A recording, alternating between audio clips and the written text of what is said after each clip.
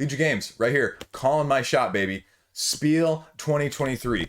I'm putting it out there. Die Wanderland Terme is potentially The Wandering Towers, translated. Kramer and Kiesling, featured over on Board Game Geek months ago. I picked up a copy of it. I imported it.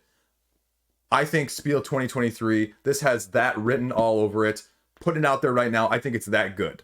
I think it's that good. Spoilers at the beginning of this video. Let me tell you why, though. Let's talk about it for a second.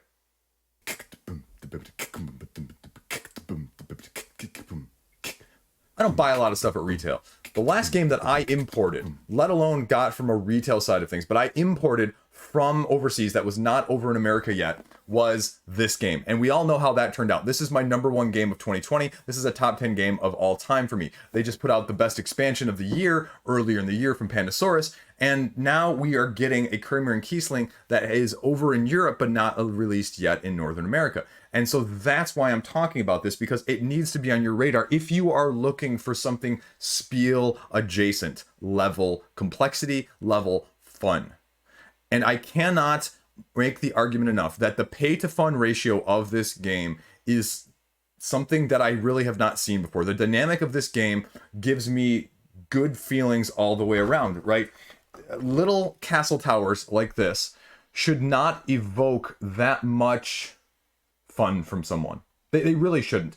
And this is just the example of what you're utilizing as you are jumping these towers around with your little wizards either underneath or on top, trying to get it in this little raven castle. And so each time you deposit one of your little wizards in there on an exact count, then the raven castle itself moves. It hops from terrain to terrain. It hops from crest to crest. And then it can even land on towers, so you can start moving it around that way. Doesn't sound that interesting, right? Doesn't sound that complicated. Well, give a couple powers that you can use along the way. The addition of a random draw from cards that are forcing you to change your tactics, as well as the position of the castle on a turn-by-turn basis, depending on who and how many people are going before you and causing this to move. It creates just a lot of chaotic fun. Let me show you just a quick example of what it looks like in action, and then let me tell you a little bit more at the end.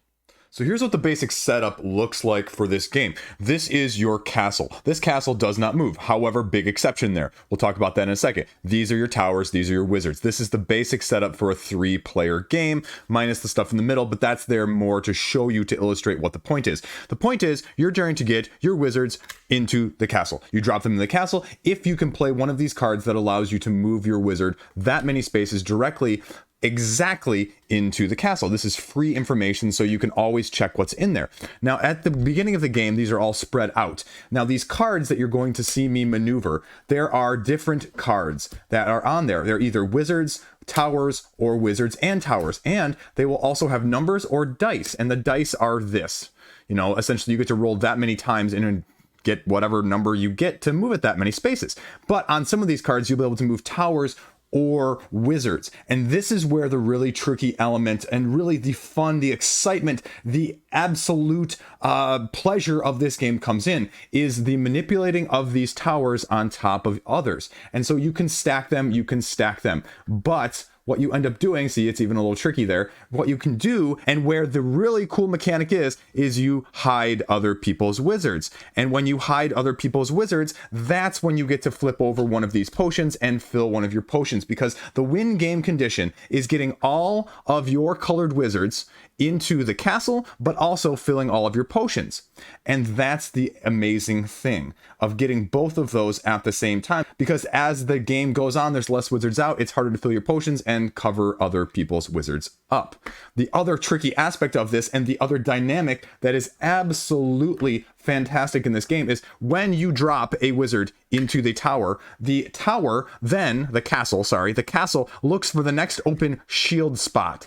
And here, in this case, it moves all the way over here. So when I said that the castle doesn't move, the castle itself doesn't move. But now, if I play this tower card that has a 1, I can move the tower with the castle on it. So effectively, I can move the castle to where I want to go.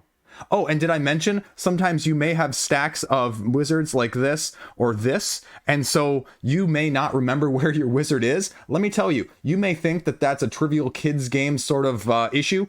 It's not. It really gets to you, and you can definitely make a mistake that can be game breaking. So if you like that or not, it's really a game of memory in a very, very good way. Now, the last aspect that you need to know is on your turn, you're going to be playing 2 action cards, 2 of the 3 cards that are in your hand, and then you can do whatever they say. Now, if you can't play, they offer you an alternative. You can cash all 3 of your cards in to move 1 tower, 1 space, but that's essentially the gist of the main part of the game. Very, very intriguing dynamic is this stack of tiles that you're seeing right here, right? All of these are different mage powers. You know, these are a nice aesthetic, right? Oh, well, it's an endgame victory condition. I just got a covered wizards up. No, no, no. Let me tell you, there are a set of 8 different spells here that you're going to be using 2 per game of. And on the side, you can see that they have the number of potions that they cost. And what they do is they allow you to manipulate the board in many other varied ways, including a game-breaking rule that I mentioned earlier of actually being able to move the tower for the cost of 2 of these potions. After you fill them, then you just set them aside, still counting towards the endgame victory condition, but used. And then you can move, say, a wizard, 1 space forward or backwards. You can even move towers. This one allows you to actually take a wizard from below, jump him up to the top of the tower. So all of a sudden, boom, on the top. This one allows you to swap places. So you can do big changes like that.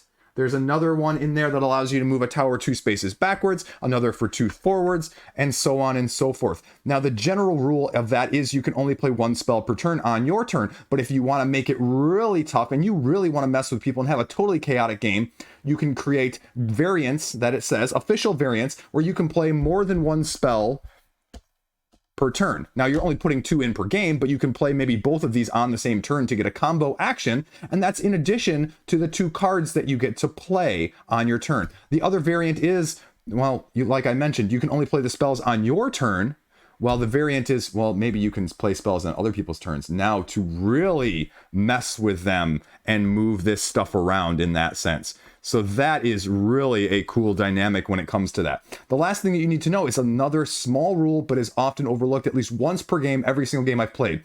Once you take one of your wizards and you move your wizard all the way around and it goes in the tower, right? Well, let's say that was your first card. That's not the right card, but let's say it was this card. Well, whoops, as soon as this guy goes in here, your turn ends. So you better make sure that's the last thing you want to do on your turn, because otherwise you may have wasted an action. That is the game. Freaking fun, fantastic. So the combination of these 2 elements, a potentially roaming moving tower around the outside, and towers themselves that can be utilized to move said castle or utilized to cover up or move your wizards, is just slightly innovative. Slightly, why didn't I think of that? And also just a heck of a lot of fun. This game is one that my wife loves. I really, really enjoy it. And it was the most requested one when I just went on vacation with my nieces and nephews who are ages 10 to 12. I can even play it with my 8-year-old. And so it just fits a wide variety. And that's why I'm calling it out there for the spiel, because it fits that demographic perfectly. Is this going to have any sort of appeal for a heavy strategy-based game group or person? No, not whatsoever. Because of the dynamic, shifting, ever-changing, rotating board between your turn and the next person's turn, in anywhere from a more than 2-player count up to the maximum player. There's so much that can change between when you go and when you go again, that oftentimes, and this is going to sound weird to people, and this is going to even sound like a negative to people, but I even just don't even look at my cards after I draw them until I get to my turn again. Because it's not that complicated, it's not that nuanced, but the tactical nature of this game is extremely, extremely high, and the strategic nature of it is much lower. Now, with those asymmetric powers, those wizard powers, the movements of things that may not be otherwise able to be moved in this game variant, also gives it an extra set of legs. Because you can be as cutthroat as you want with this game in allowing just 1 spell per turn, or multiple spells per turn, or spells on other people's turns to really, really mess with people. And so it gives you a variable amount of take that potentially, depending on what those spells are in the first place. And the number of spells is a nice number. They give you enough without being overwhelming. They explain all of them very thoroughly. This comes in English as well as German translations just with this copy.